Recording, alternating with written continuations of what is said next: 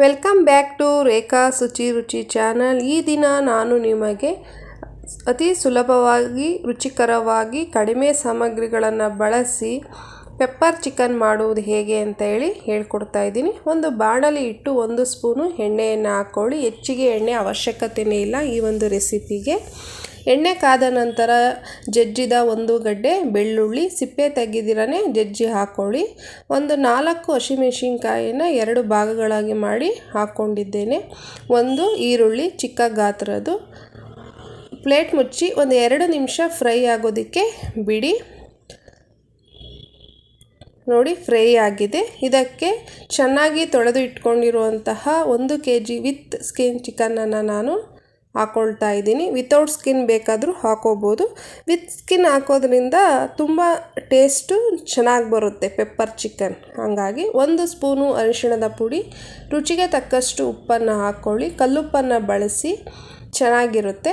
ಹಾಗೆ ಮನೆಯಲ್ಲೇ ತಯಾರಿಸಿದಂತಹ 1 ಸ್ಪೂನು ಶುಂಠಿ ಬೆಳ್ಳುಳ್ಳಿ ಪೇಸ್ಟನ್ನು ನಾನು ಆ್ಯಡ್ ಮಾಡ್ತಾ ಇದ್ದೀನಿ. ನೀವು ಅಂಗಡಿಯಿಂದ ತಂದು ಶುಂಠಿ ಬೆಳ್ಳುಳ್ಳಿ ಪೇಸ್ಟನ್ನ ಬಳಸೋದಕ್ಕಿಂತ ರೆಡಿ ಪೇಸ್ಟ್ ಬಳಸೋದಕ್ಕಿಂತ ಮನೆಯಲ್ಲೇ ತಯಾರಿಸಿ ಹಾಕ್ಕೊಳ್ಳಿ. ಫ್ಲೇವರು ಚೆನ್ನಾಗಿರುತ್ತೆ. ಚೆನ್ನಾಗಿ ಮಿಕ್ಸ್ ಕೊಟ್ಟು ತಿರುಗಿಸಿ ಪ್ಲೇಟನ್ನು ಮುಚ್ಚಿ ಒಂದು 10 ನಿಮಿಷಗಳ ಕಾಲ ಲೋ ಫ್ಲೇಮಲ್ಲೇ ಬೇಯೋದಕ್ಕೆ ಬಿಡಿ. ಅಷ್ಟರಲ್ಲಿ ನಾವು ಈ ಪೆಪ್ಪರ್ ಚಿಕನ್ಗೆ ಪೌಡರನ್ನು ರೆಡಿ ಮಾಡ್ಕೊಳ್ಳೋಣ. ಒಂದು ಚಿಕ್ಕ ಬಾಣಲಿಗೆ 2 ಸ್ಪೂನು ಧನಿಯಾ ಕಾಳು, 1 ದೊಡ್ಡ ಸ್ಪೂನು ಕರಿಮೆಣಸು, ಅರ್ಧ ಸ್ಪೂನಷ್ಟು ಜೀರಿಗೆ, 1/4 ಸ್ಪೂನು ಮೆಂತ್ಯ ಕಾಳನ್ನು ಹಾಕ್ಕೊಂಡು ಬಿಸಿ ಮಾಡ್ಕೊಳ್ಳಿ. ಸ್ವಲ್ಪ ಲೈಟ್ ಬ್ರೌನ್ ಬರಬೇಕು, ಆ ರೀತಿಯಲ್ಲಿ ನೀವು ಬಿಸಿ ಮಾಡ್ಕೊಳ್ಬೇಕಾಗುತ್ತೆ. ನೋಡಿ ರೆಡಿಯಾಗಿದೆ. ನಂತರ ಇದನ್ನು ಮಿಕ್ಸಿ ಜಾರಿಗೆ ಹಾಕಿ ನುಣ್ಣಗೆ ಪೌಡರ್ ಮಾಡ್ಕೊಳ್ಳಿ. ನೀರು ಹಾಕ್ಕೊಳ್ದಿರೇ ಪೌಡರ್ ಮಾಡ್ಕೋಬೇಕು.